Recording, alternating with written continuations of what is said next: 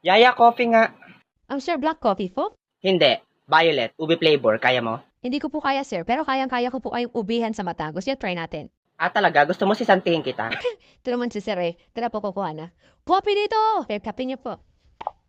Anong lasa niyan? Siyempre, lasang kape, alam mo naman lasang milk tea. Alam kong lasang kape yan. Ang tinatanong ko, masarap ba yan? Bobo! Talaga, Bobo, sino sa atin ang hindi nakapagtapos ng pag-aaral at sino sa atin ang hindi man lang nakatungtong ng high school? Di ba ikaw? O ay, sino ba sa atin ang amo? Di ba ako? Sino ang katulong?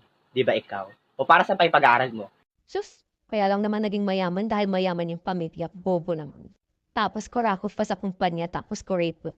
Yaya, naririnig kita! Buti naman. Lumayas ka sa harapan ko, baka mapatay kita. Okay. O, ba't nandito ka pa? Sabi niyo po lumayas sa harapan. Nandito na po ako sa gilid niyo. Inday, ang utak mo nawawala, pakihanap! Sir, umiiyak ka po? Hindi, nag-skincare lang ako. Toner lang to. Puyeta ka, lumayas ka nga!